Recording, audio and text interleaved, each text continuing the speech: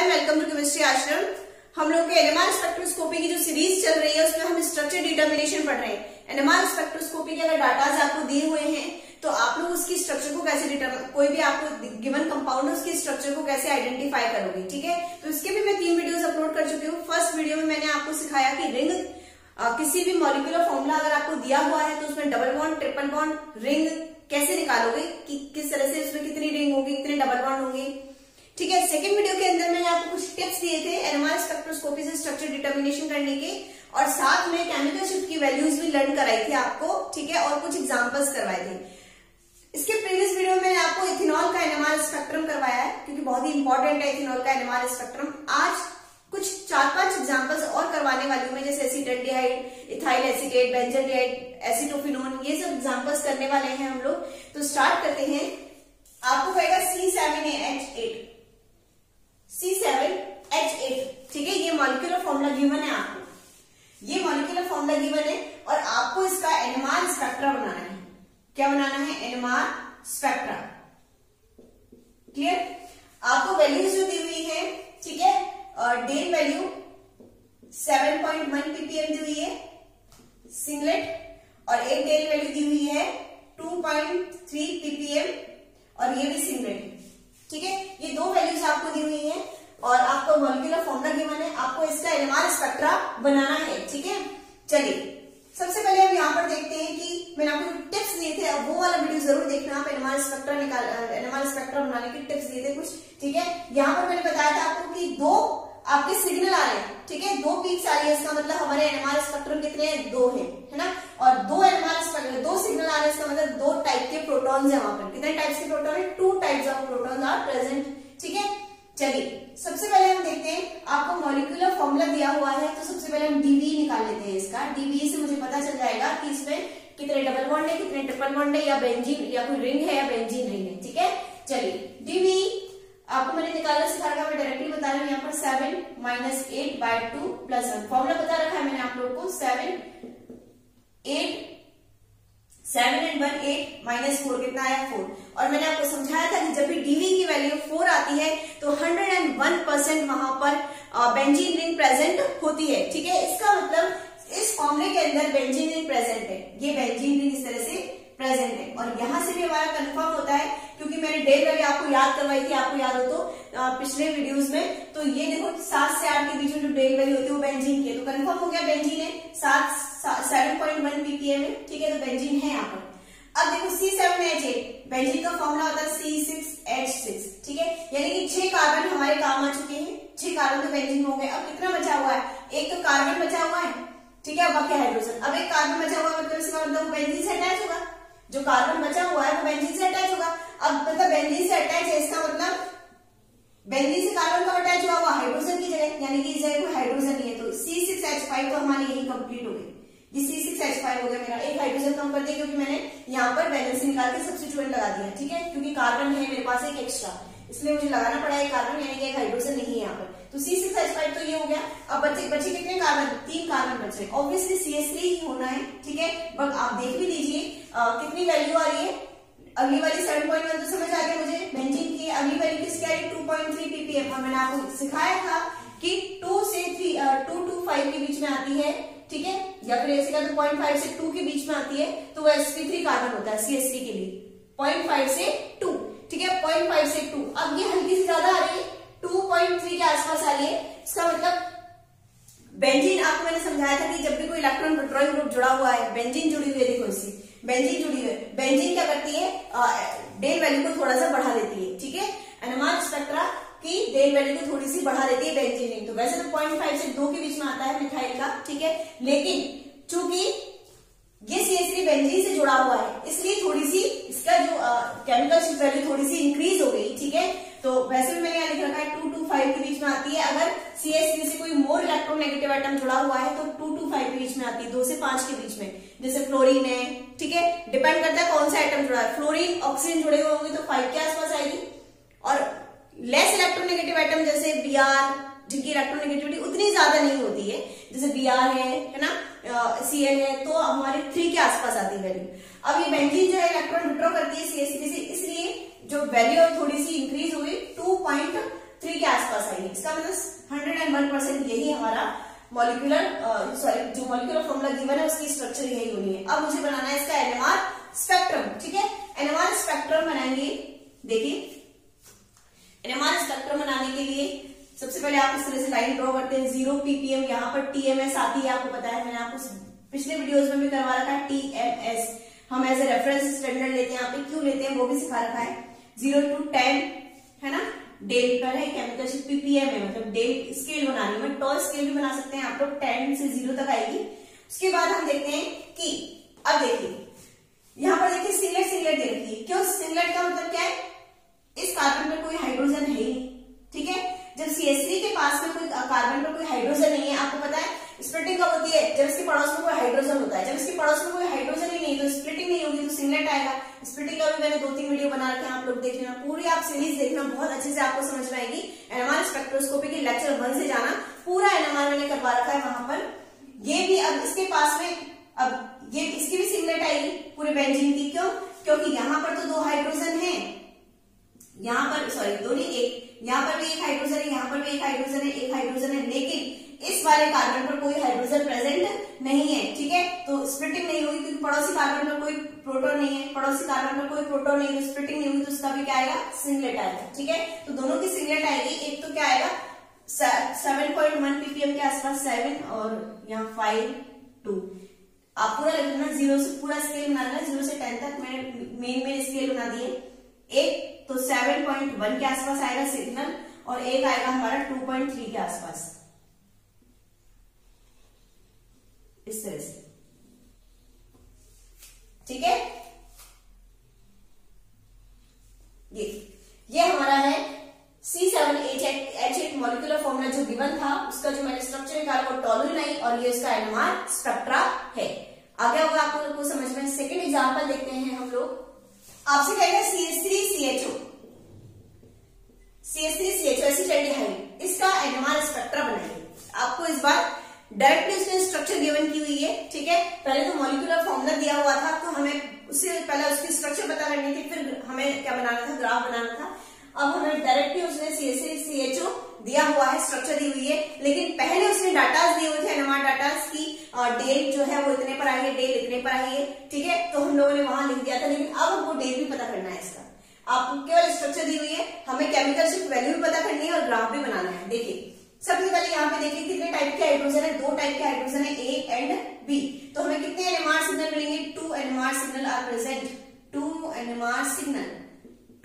NMR signals मिलेंगे हमको यहाँ पर।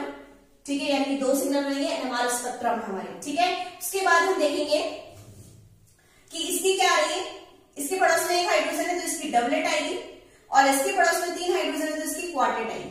इतना समझ में आ गया, क्वार्टेट समझ में आ गया क्यों आएगी, पड़ोस में 3 हाइड्रोजन है और उसकी डबलेट आएगी। ठीक है, आप लोगों की मैंने इंटेंसिटी रेशियो आपको लर्न करवाया था, मैंने एक ट्रिक बताई थी पास्कल ट्रायंगल, वहां से आप इंटेंसिटी रेशियो लर्न कर लेना। याद नहीं करनी है आपको इंटेंसिटी रेशियो, बिल्कुल याद नहीं करनी है। 1 2 2 1 क्वार्टेट, 1 2 3 4 हो गया क्वार्टेट। ठीक है, तो एक क्वार्टेट है जिसकी इंटेंसिटी ये आई थी अपनी, और डबलेट की इंटेंसिटी रेशियो 1:1 होता है। ठीक है, 1:1 होता है। क्लियर, आपको इंटेंसिटी रेशियो देखना हो तो पास्कल ट्रायंगल वाला वीडियो देख लेना। क्या चलिए, 2 एनएमआर सिग्नल्स हैं, एक की डबलेट एक की क्वार्टेट, हमने इंटेंसिटी रेशियो भी देख लिया। अब हमको ये पता करना है केमिकल शिफ्ट वैल्यू क्या होगी इसकी और इसकी। तो आप लोगों को यहाँ पे देखो साफ साफ दिखा रखा है, एल्डिहाइड की 8 to 10 होती है। ठीक है, और CH3 जोड़ा CH3, अगर मैं इसको खोलकर लिखूं इस फॉर्मूले को, CH3C=OH। ठीक है, CH3 sp3 hybridised carbon atom है हमारा, तो 0.5 to 2 के बीच में आएगी, लेकिन इससे C++ मोर इलेक्ट्रोनेगेटिव एटम जुड़ा हुआ है। ठीक है, डायरेक्टली अटैच नहीं है, ऑक्सीजन थोड़ा दूर है, ऑक्सीजन के बीच में एक कार्बन आ गया, फिर जाकर के एक प्रोटॉन है, तो इतनी 2 to 5 के बीच में आएगी, तो 2 to 5 के बीच में आएगी। अगर CH3 से कोई more electronegative atom directly attach हो, अगर CH3 से कोई more electronegative atom directly attach हो तो 2 से 5 के बीच में आएगी, लेकिन यहाँ पे डायरेक्टली अटैच नहीं है, बीच में एक कार्बन और आ गई, इस प्रोटॉन और इस मोर इलेक्ट्रोनेगेटिव एटम के बीच में एक कार्बन और आ गया, तो इतनी बहुत ज्यादा हाई नहीं जाएगी। ठीक है, 2.5 के आसपास आएगी, 2.4 के आसपास आएगी। ठीक है, तो इसकी तो आएगी 2.4 के आसपास, 2.4 ppm के आसपास आएगी। ठीक है, और इसकी आएगी हमारी 10 के आसपास, 10 ppm। क्लियर होगी बात। चलिए अब हम इसका एनएमआर स्पेक्ट्रा बनाते हैं। 0 ppm पर तो हमारी टीएमएस आती ही आती है, ठीक है, 0 to 10, ठीक है।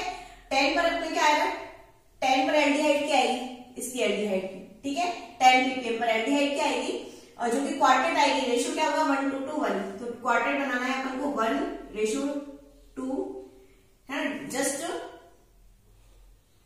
डबल बनानी है, ये वाली पीक 2:2, 2 की रेशियो बनानी है, डबल बनानी है इन दोनों से, है ना, 1 ये डबल फिर सिंगल, मतलब ये दोनों वाली डबल बनानी है, जस्ट डबल हाइट में, ठीक है। तो क्वार्टेट हो गया, ये किसके लिए, फॉर CHO के लिए है, 10 ppm के आसपास, ठीक है, 10, 9, 8, 7, 6, 5, 4, 3, 2, 1, 0, ठीक है।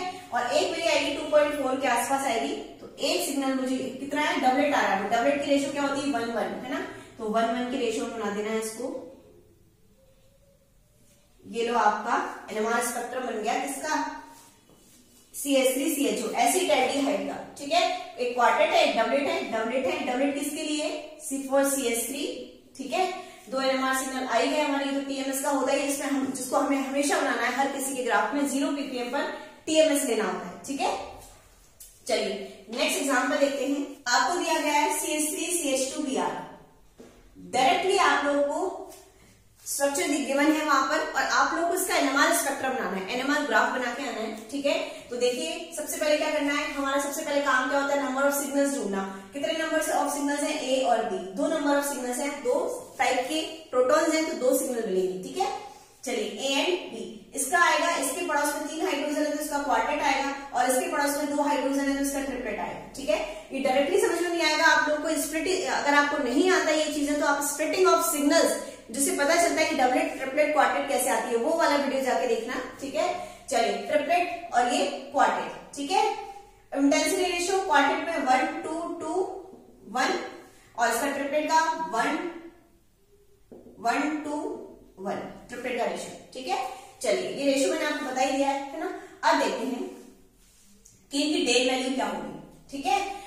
ये भी sp3 हाइब्रिडाइज्ड कार्बन एटम है, ये भी sp3 हाइब्रिडाइज्ड कार्बन एटम है, और आपको पता है sp3 हाइब्रिडाइज्ड कार्बन एटम होता है तो 0.5 से 2 के बीच में आती है, लेकिन sp3 हाइब्रिडाइज्ड कार्बन एटम से कोई मोर इलेक्ट्रोनेगेटिव एटम जुड़ा हुआ है तो 2 से 5 के बीच में आती है। अब डिपेंड करता है कि कौन सा electronegative atom, more electronegative atom क्या है। देखो Br है, बहुत ज्यादा इलेक्ट्रोनेगेटिव नहीं है, बहुत ज्यादा इसकी विद्युत ऋणता या इलेक्ट्रोनेगेटिविटी है नहीं, तो इसका लगभग किसके आसपास आएगा, 3 के आसपास आएगा, ठीक है। थोड़ा सा बढ़ जाएगा, 2 नॉर्मल होता, नॉर्मल sp3 हाइब्रिडाइज्ड होता तो 2 के आसपास आता, लेकिन थोड़ा सा बढ़ जाएगा, 3 के आसपास आएगा, ठीक है। अगर फ्लोरीन होता है इसकी जगह, फ्लोरीन या ऑक्सीजन, तो 4 साढ़े 4 के आसपास आता, ठीक है। तो देखिए हेलोजन जुड़ा हुआ है, Br जुड़ा हुआ है, तो 2 तो नॉर्मल था, 2 से 1 बढ़ा दो 3 आ गया, ठीक है। तो इसकी जो है वो 3 ppm की डेल वैल्यू जो है 3 ppm के आसपास आएगी, ठीक है। इसका देखो ये भी sp3 हाइब्रिडाइज्ड कार्बन एटम है, CH3 मोर इलेक्ट्रोनेगेटिव एटम से तो अटैच है लेकिन दूर है, इसके बीच में एक कार्बन और आ गया, डायरेक्टली अटैच होता तो इसकी 2 से 5 के बीच में आती, ठीक है, लेकिन बीच में एक कार्बन और आ गया, डायरेक्टली अटैच नहीं है, इसलिए इसकी आएगी 0.5 से 2 के बीच में, लेकिन बढ़ी हुई आएगी, मतलब 2 बॉर्डर पर आएगी, 0.5 या 1 बॉर्डर पर नहीं आएगी, क्योंकि इससे मोर इलेक्ट्रोनेगेटिव एटम अटैच है। अगर मान लो सिंपली CH3 होता तो 1.1 या 1.2 के आसपास आती, 1 के आसपास आती, लेकिन इससे मोर इलेक्ट्रोनेगेटिव एटम भी अटैच है, दूर होने की वजह से 0.5 to 2 की रेंज में आएगी, बट 2 के आसपास आएगी, ठीक है। तो इसकी आती है करीबन 1.76, 1.8 भी लिख सकते हो, ऐसा कोई फास्ट हार्ड एंड फास्ट नहीं कि आपको इतना ही लिखना है। डेल वैल्यू 1.7 ppm, क्लियर होगी बात, ठीक है। तो 2 के बॉर्डर पर आएगी इसकी, क्योंकि इलेक्ट्रोनेगेटिव एटम अटैच है, थोड़ा दूर है इसलिए, ठीक है। अब हम इसका एनएमआर स्पेक्ट्रम बनाते हैं, 0 to 10 डेल स्केल है, ये डेल स्केल है अपना, डेल स्केल है, ठीक है। यहां पर तो टीएमएस आना ही आना है, टीएमएस, क्लियर होगी बात। चलिए इन्होंने पीक एरिया भी दे रखा होता है कभी कभार यहाँ पे 3/2, अगर पीक एरिया अगर वो दे देते तो पीक एरिया 3/2, पीक एरिया 3/2 नहीं, सॉरी 3:2, ठीक है। अगर पीक एरिया नहीं दिया हुआ तब तो कोई प्रॉब्लम नहीं है, लेकिन अगर पीक एरिया स्पेशली मेंशन कर रखा है तब आप क्या बनाओगे, इसको 3 गुना बनाओगे, मतलब 3 टाइम्स बड़ी बनाओगे, इसको 2, मतलब ये 2 टाइम, ये जैसे इतनी है तो इसको इतना बनाओ, 3 गुनी मतलब इसकी, है ना, 3 गुनी नहीं, सॉरी थोड़ा ज्यादा, ठीक है, डबल से ज्यादा। तो क्या सबसे पहले हम क्या किसकी बनाएंगे, 3 ppm, पहले इसको लिख देती हूँ यहाँ पे 9 8 7 6, है ना, 5 4 3 2 1, क्लियर। तो 3 के आसपास आएगी अपनी, जो कि कैसे होगी, क्वार्टेट होगी। रेशो क्या बनाना, 1:2 to 1, ठीक है। ये किसके लिए, अपनी CH2 के लिए, CH2 के लिए, क्लियर। क्वार्टेट होगी, 3 ppm के आसपास आई है। उसके बाद अपने को कितनी बनानी है, 1.7 ppm के आसपास बनानी है, 1.7 ppm के आसपास ट्रिपलेट बनाना है, इस तरह से, ठीक है। 1.7 ppm के आसपास, TMS को थोड़ा इधर कर दो, 0 यहाँ 1 है, ये 2 है, तो 1.7 के आसपास आ गई, ठीक है। 1 तो यहां था, 1.7 के आसपास, 2 के आसपास बना दी, ठीक है। अब देखो P के लिए 3:2 था, ठीक है, यानी कि CH3 के लिए 3 है और CH2 के लिए 2 है। CH3 वाला सिग्नल कौन सा है, CH3 वाला ये, ठीक है। तो मैंने उल्टा बना दिया, CH3 का रेशो, जो CH3 का सिग्नल है मुझे थोड़ा बड़ा बनाना चाहिए, तो बड़ा बना दो इसको,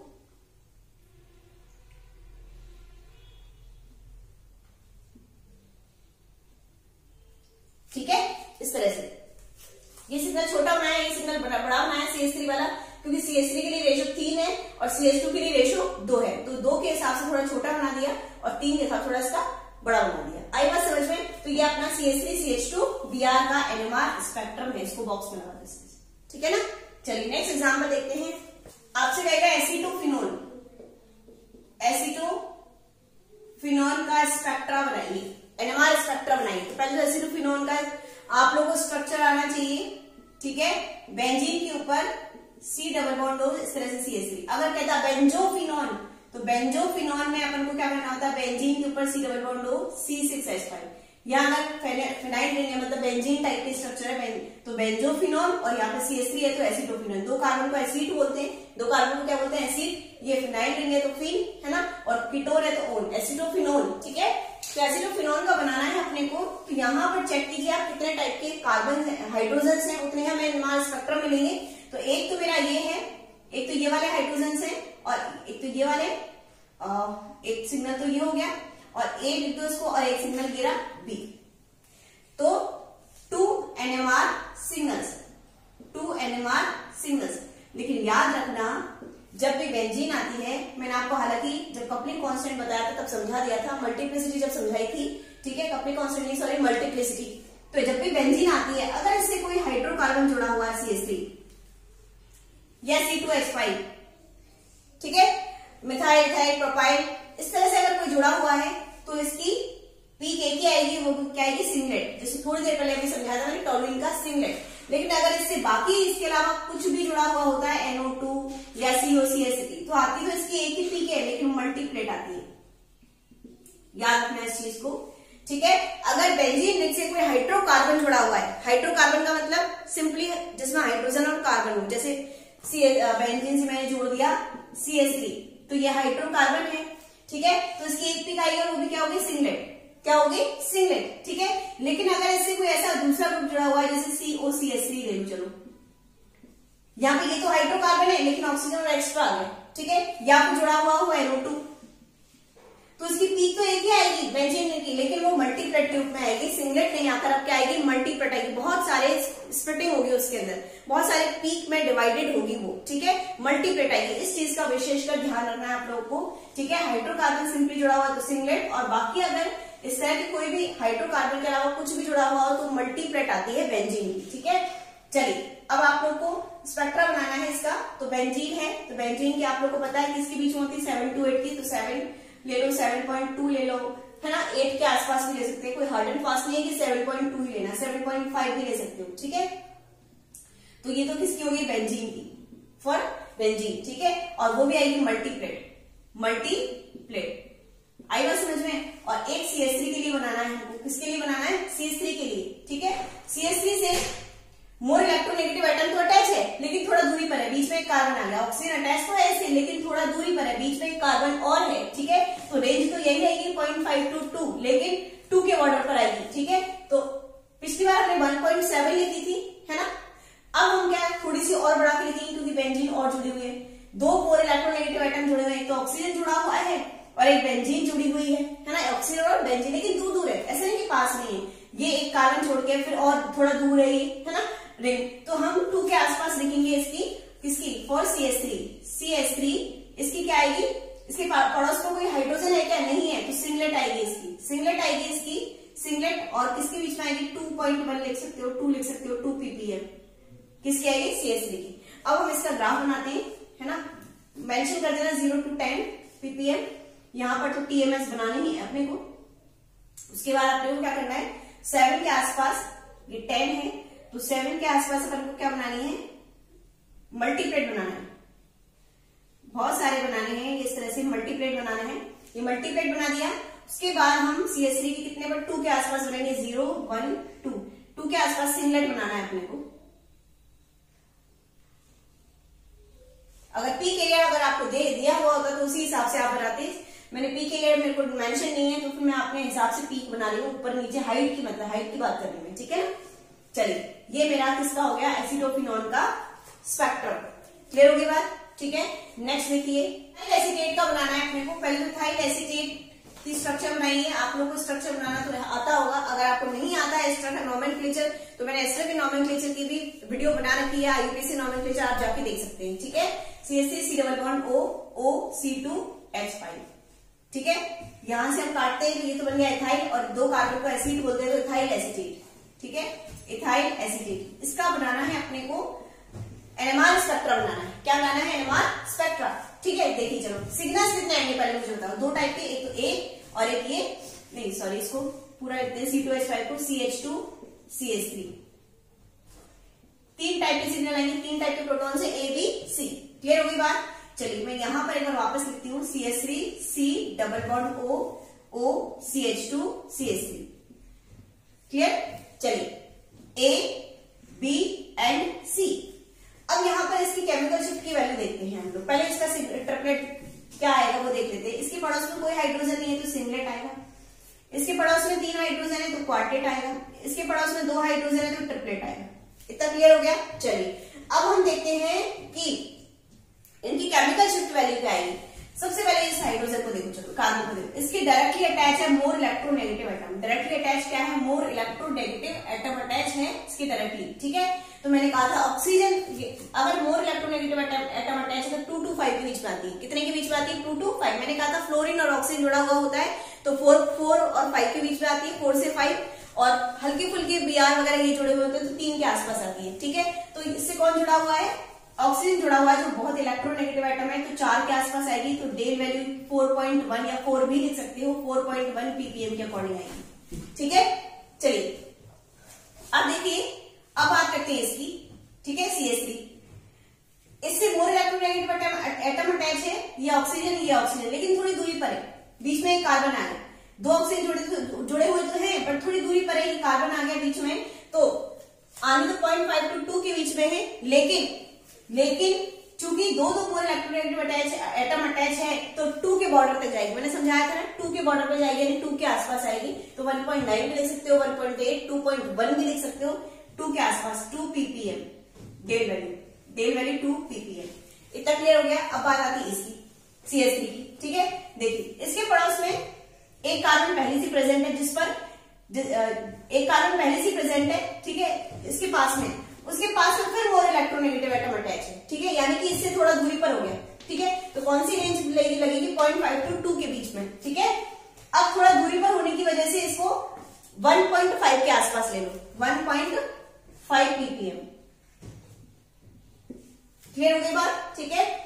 तो इस तरह से हमारी क्या रेंज रहेगी इसकी केमिकल शिफ्ट की वैल्यूज की, 1.5 ppm के आसपास मिले, क्योंकि बीच में और हाइड्रोजन फंसा हुआ है, इसके बीच में तो कोई हाइड्रोजन नहीं था, ठीक है। इसकी 2 ppm इसकी 1.5 ppm क्यों ली, क्योंकि इसके पास में कोई भी हाइड्रोजन नहीं था, ठीक है, जबकि इसके पास में पहले से हाइड्रोजन है जिस पर इसका प्रभाव लग रहा है, ठीक है। यहाँ पर कोई भी हाइड्रोजन नहीं था, डायरेक्टली यही इससे जुड़ा हुआ था, ये वाला प्रोटॉन जुड़ा हुआ था, हालांकि बीच में कार्बन है लेकिन उस पर हाइड्रोजन नहीं था, यहाँ पर पहले से हाइड्रोजन पर इसका इफेक्ट पड़ चुका है और ये तो और भी दूर है, ठीक है। तो ये और भी दूर होने की वजह से क्या हुआ, इस पर इतना इफेक्ट नहीं पड़ा, इम्पैक्ट तो पड़ेगा ऑक्सीजन का, तभी तो 1.5 ppm के अकॉर्डिंग लिखा है मैंने। 1.7 1.6 लिख सकते हो, कोई फर्क नहीं पड़ेगा, 1.8 तक जा सकते हो, ठीक है।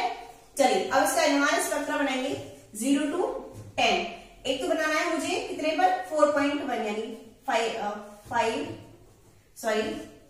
और 4, तो इसके आसपास बनाना है 4.1 पर, ठीक है। कितनी आएगी इसकी, क्वार्टेट आएगी ना, तो बनाओ क्वार्टेट 1331 के रेशो में, है ना, समझा दे, 1331 के रेशो में आएगा इसका 4 के आसपास।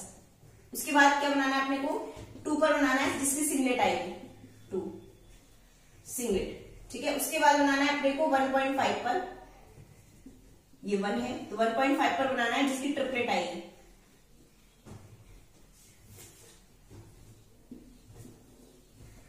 ये अपना NMR स्पेक्ट्रा हो गया इथाइल एसीटेट का, ठीक है। तो इस तरह से स्पेक्ट्रा बनाते हैं हम लोग। अगर आपको और किसी एग्जाम्पल में कोई प्रॉब्लम हो तो आप मुझे कमेंट सेक्शन में लिख सकते हैं, मैं उसका वीडियो बना दूंगी, ठीक है ना। इस तरह से मुझे कुछ लोगों ने इनके एग्जाम्पल्स सजेस्ट किए थे, तो मैंने ये वीडियोस बना दिए। बाकी अगर आपको और कोई वीडियो चाहिए और कोई एग्जाम्पल चाहिए तो आप मुझे कमेंट सेक्शन में लिख सकते हो, ठीक है। आ रहा है मेरी बात समझ में कैसे किया, ठीक है। चलिए, अगर ये वीडियो हेल्पफुल लगी हो तो इसको लाइक करना, शेयर करना अपने फ्रेंड्स के साथ, और चैनल को भी सब्सक्राइब करना मत भूलना। Thanks for watching.